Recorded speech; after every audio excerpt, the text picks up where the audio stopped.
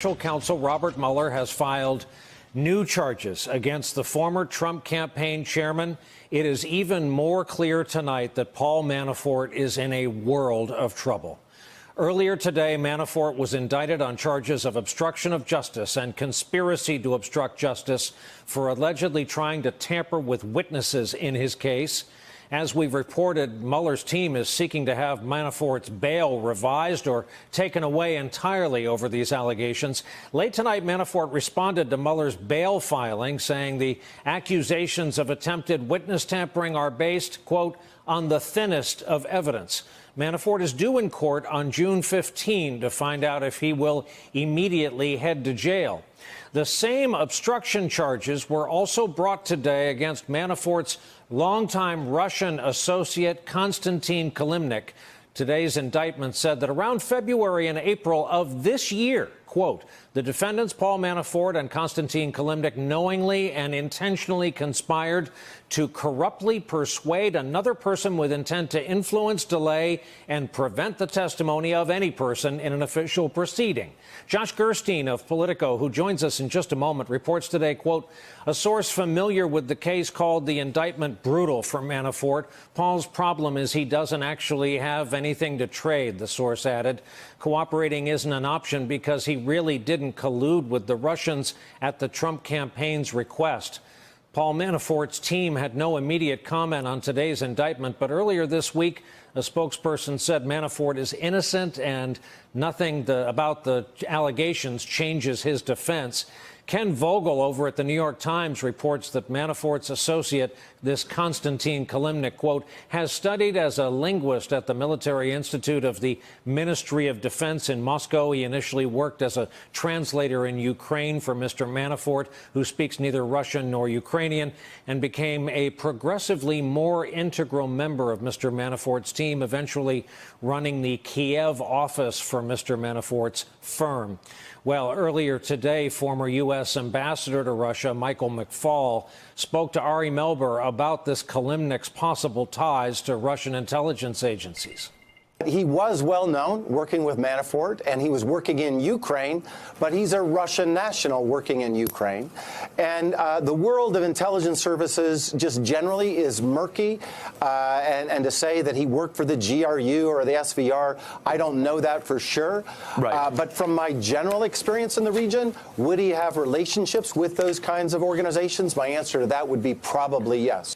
And we should note that, of course, Kilimnik has denied links to Russian spy agencies. Meanwhile, on his way to the G7 summit in Canada earlier today, President Trump spoke about a whole host of issues, from porn stars to his upcoming summit with Kim Jong-un. He also discussed his pardons and the Russia investigation. Do you believe that you are above the law? No, I'm not above the law. I never want anybody to be above the law. But the pardons are a very positive thing for a president. I think you see the way I'm using them. And yes, I do have an absolute right to pardon myself, but I'll never have to do it because I didn't do anything wrong. And everybody knows it. There's been no collusion. There's been no obstruction. It's all a made-up fantasy. It's a witch hunt. I haven't even thought about it. I haven't thought about any of it. It certainly is far too early to be thinking about that. They haven't been convicted of anything. There's nothing to pardon. It is far too early to be thinking about it. As the president and Rudy Giuliani continue to paint the Russia investigation as a witch hunt and a hoax, Philip Bump of the Washington Post points out that today's news, quote, brings the investigation by Mueller to a total of 20 individuals and 3 businesses that have either been indicted or admitted guilt, and a total of 75 charges filed by the year-old probe. 1/3 of the counts included in Mueller's indictments, 25 of them target Manafort. Let's bring in our leadoff panel for a Friday night. The aforementioned Josh Gerstein, senior White House reporter for Politico, Jeremy Bash, former chief of staff at both CIA and the Pentagon, and Jill Wine-Banks here in New York with us, veteran attorney and former assistant Watergate special counsel. Welcome to you all. And Josh, I want to begin with you because you were present for part of this today, even at a point before which you knew what you were witnessing. Tell us what you saw. Well, I was down at the federal courthouse, and there was considerably more activity than usual involving the Mueller team. We saw Andrew Weissman, the lead prosecutor on the Manafort case and one of Mueller's top deputies, coming into the courthouse. There was comings and goings by another Mueller prosecutor by the name of Kyle Freeney, as well as several FBI agents. And there were signals with them going back and forth into the clerk's office that perhaps the grand jury was preparing to return an indictment. And indeed, by the early afternoon, there was a notice posted outside one of the courtrooms that just that had happened, that there had been a session where an indictment had been handed up, although it was not immediately clear who was being indicted or why. It certainly seemed like Manafort was a live possibility for what would be the second superseding indictment, the third indictment total in Washington, D.C., given the very serious tampering allegations that Mueller leveled earlier in the week. And for some Civics 101, an indictment means 23 members of a grand jury have found reasonable cause that a crime might have been committed. And Jeremy Bash, the presence of this Russian in today's document, the presence of this Russian perhaps in our society, how was today different? What just happened in this case? Well, it's the first time, Brian, that the Mueller special counsel team has really drawn a direct link between the Trump campaign's chairman, Paul Manafort, and an official with ties to the Russian government. There have been other Russians who have been indicted by the special counsel, but heretofore we do not have one that has specific ties to the Russian government. And this individual, Konstantin Kilimnik, is a Russian army-trained linguist. He was doing pro-Russian government propaganda in Ukraine for the Yanukovych regime. You'd have to believe it's an entire coincidence that he would be a private actor, a Russian national living in Ukraine, living in Kiev, but actually having no ties to the Russian government, yet doing their bidding. So obviously nobody believes that, and people do believe that he has a Russian government nexus. So what is it alleged, Jeremy, that he was doing in our country, especially in and around our presidential election? Well, if there is an effort by Manafort and a Russian government official to advance pro-Russian propaganda, to advance the Russian government's view of policy and to inject themselves into politics, that's precisely what they were doing during the 2016 campaign.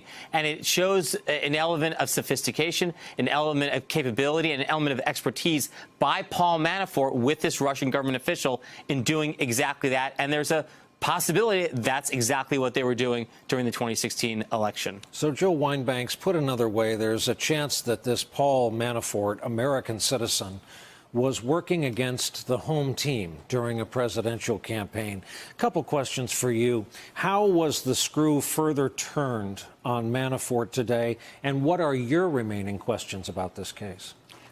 I have very few remaining questions. It's just a question of how soon he's going to end up in jail, because these are serious charges and are very valid grounds for revoking his bail and putting him in jail. And remember, this is not the first time that he has violated his conditions of being free.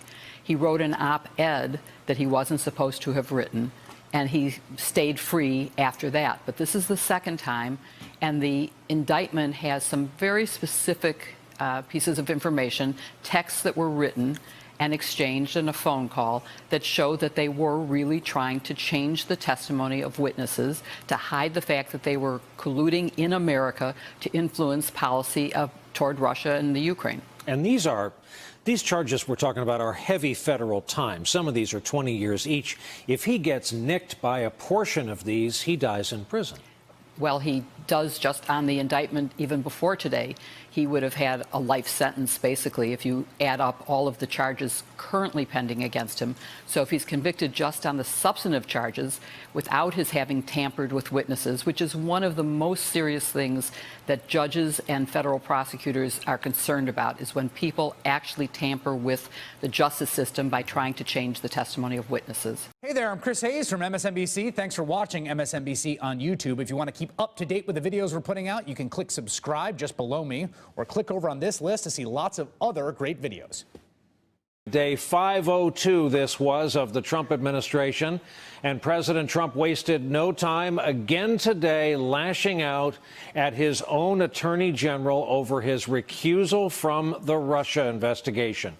President Trump wrote on Twitter, quote, "The Russian witch hunt hoax continues, all because Jeff Sessions didn't tell me he was going to recuse himself.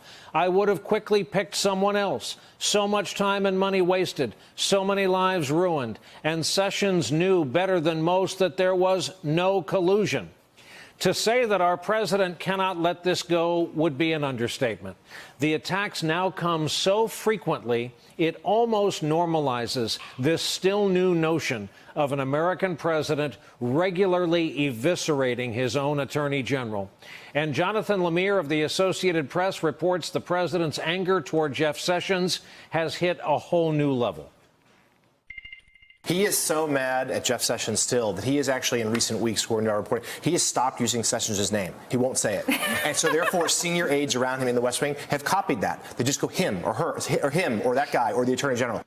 An incredible detail from Jonathan Lemire, who reports the president's animosity toward Sessions is now permeating most things in his path. Quote, on Thursday, Trump was on Air Force One returning from a trip to Texas, reveling in both a successful day of fundraising and the heads up he had received from economic advisor Larry Kudlow that the next day's jobs report would be positive, as we learned from the president's Twitter feed the next morning. But when an aide mentioned Sessions, Trump abruptly ended the conversation and unmuted the television in his office broadcasting Fox News, dismissing the staffer to resume watching cable, according to a person familiar with the exchange. We are tonight also tracking new developments on former Trump campaign chairman Paul Manafort, his mounting legal problems in the Russia investigation. Earlier today, a judge scheduled a June 15 hearing on whether to revoke Manafort's bail after prosecutors alleged he tried to tamper with potential witnesses while on pretrial release.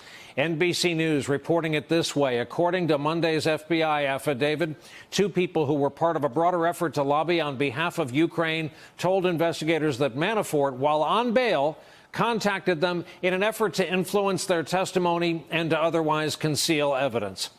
A spokesperson for Manafort released a statement today that said, quote, Mr. Manafort is innocent and nothing about this latest allegation changes our defense. We will do our talking in court. Also new today, Washington Post reporting that President Trump has become, quote, fixated on pardons. Quote, a White House official this week said Trump is obsessed with pardons, describing them as the president's new favorite thing to talk about. He may sign a dozen or more in the next 2 months, this person added. A lot to talk about. Let's bring in our leadoff panel for exactly that on a Tuesday night. Former U.S. Attorney Joyce Vance, who spent 25 years as a federal prosecutor. Michael Crowley, national security editor for Politico. And John Heilman, back with us in New York, author of Game Change and Double Down, co-host of The Circus on Showtime, in addition to being a contributor around these parts. John, take it wherever you wish. Sessions, pardons, Manafort, what are we witnessing right now? Just another day at the hallucinatory ranch, Brian. It's like, you know, you just said almost normalized. We got to keep fighting to let any of this seem normal or be normal. Yeah, it's almost a daily basis. Yes, it's more than a daily basis. It's a fusillade of craziness and things that we never thought we'd see. Look, there are a couple big important things here. The tweet about Jeff Sessions this morning, I'll say I was on Morning Joe, and it has become so common that we didn't really pause to let it sink in. Yeah. That the president was essentially contradicting what his lawyers had said in those documents that we saw in the New York Times this weekend, where they said, no, Donald Trump always knew there was going to be a Russian investigation. He always knew it was going to go on. He did not fire Jim Comey in order to end the Russian investigation. Here, he's contradicting it flatly. In addition to saying the Russian witch hunt hoax, which is a word that there's a phrase that no editor of yours or mine would ever allow in a piece of copy that we wrote. Well, at least it's in capital letters. You know, so I think that's pretty important. And the other thing I think is the Manafort situation, which is super important. And look, I mean, you have to be pretty crooked to be committing crimes when you know you are under observation and under indictment. to go out and commit additional crimes while you're under indictment. They recommend against that. Yeah, Syria, boy, again, we've heard on this network all night about from experienced attorneys who say Paul Manafort has good lawyers, expensive lawyers, who would have said to him, there are a bunch of things you're not going to do. This is one of them. And to have done this increased his legal peril, given Robert Mueller even more of an upper hand than he already has in terms of leverage to try to get Manafort to flip on Donald Trump. It's a huge development. And also, I'll borrow from one of my co-panelists today on Nicole's show, who noted, maybe Nicole, that it does sort of betray the notion that if this is not a man who's convinced he's going to get a pardon, to go to your third topic. Because if you were convinced you were going to get a pardon, why engage in witness tampering? Yeah, that's a serious offense. Hey, Michael, other than the sheer, almost daily, as we've noted, release of steam on the Sessions issue, is there any case to be made by anyone around this president that this continued attack on his AG, while they're all under investigation, is a good idea? Well, first of all, Brian, I just want to point out that if he's not saying Sessions' name anymore, that may actually be an improvement, because several weeks ago what we heard was that he was referring to Jeff Sessions as Mr. Magoo. Yeah. So if I had the choice between being called Mr. Magoo or just being referred to with a pronoun, I think I would take the latter. So in that sense, things are looking up for Jeff Sessions right now. To your question, I don't see the gain for the president. You know, he can call this a witch hunt. He can call it a hoax. He can say no collusion. He does it several times a day. Fine. His base loves that. I don't see the profit in attacking Jeff Sessions, who, you know, is actually a big hero for the conservative base. He's also got a lot of old friends on Capitol Hill in the Senate. People like Mitch McConnell don't like hearing the president talk that way. And again, to that point of his former colleagues on Capitol Hill, you know, they may basically be with Trump when it comes to the Russia investigation. They want to have his back. I think when it starts to get personal with a guy that they know well, they think is honorable, they hate to see him treated that way, it just sort of burns needless capital for the president. So I think, to me, I just see it as an example of a president who's not thinking entirely clearly or rationally. He can't restrain his impulses. And when it comes to the Russia investigation, he just kind of blows a gasket and doesn't know what he's doing and doesn't think it through. Joyce, we've been wanting to talk to you since we read this court filing on Mr. Manafort. It's one thing for us lay people to go through it, and certain parts of it really read like a clear and present danger. It's active wording. How did it read to you? What did you take away from this? It's a really interesting pleading, Brian. On the technical legal side of things, one of the conditions of Paul Manafort's release is that he not commit another federal crime. So now the government has brought before the judge probable cause to believe he's tampered with a witness, and that's a good reason to revoke his bond. In the 2 or 3 times I had this happen in my career, everyone on the prosecution team got incredibly angry and immediately went to the judge asking that the defendant be taken into custody pending trial, because the worst case situation is a defendant who's out trying to influence witnesses and avoid the fair trial that the people of the United States are entitled to in these cases. So that's likely the reaction here. What's incredibly interesting is that Manafort would have done this, no doubt, despite the advice of counsel, who would have cautioned him against doing anything like this. And the question is, why did he do it? What did he think he had to benefit from, or what was so dangerous that he wanted to steer these witnesses away from discussing it candidly in his trial? Hey there, I'm Chris Hayes from MSNBC. Thanks for watching MSNBC on YouTube. If you want to keep up to date with the videos we're putting out, you can click subscribe just below me, or click over on this list to see lots of other great videos. New superseding indictment has been filed by the special counsel in the by special counsel Robert Mueller in connection with Paul Manafort's case. NBC News investigative reporter Tom Winter is here with me in the newsroom. Tom, explain this to us. So, Katie, Paul Manafort's been hit with another indictment in his D.C. case, and we have a new name in this, although it's a name we've reported about before. That's Konstantin Kilimnik. He's an individual that worked with Paul Manafort in Ukraine. He's known as a kind of a political fixer, political ideologue in that part of the world. He's also somebody that the U.S. government has linked with Russian intelligence, somebody that Paul Manafort has done business with for a significant period of time. Here's what's new today. There's been 2 counts of obstruction of justice, 1 count each, obstruction of justice and another count of conspiracy to obstruct justice. This goes to the witness tampering allegations that we first heard about earlier this week, in that Paul Manafort and Konstantin Kilimnik, according to this indictment, did conspire to influence, delay, and prevent the testimony of several people that they had done business with as part of this pro-Ukrainian lobbying effort that had been going on several years ago. And so the new charges today relate to that. It's the first time that we're seeing Konstantin Kilimnik being named in Robert Mueller's papers. In addition to that, Paul Manafort is also going to be facing some new charges of false and misleading FARA statements. So that's the foreign registration, right? Foreign registration that you have to do. So if you're working for another government within the United States, lobbying, doing media outreach, certain efforts on their behalf, you have to register with the Justice Department.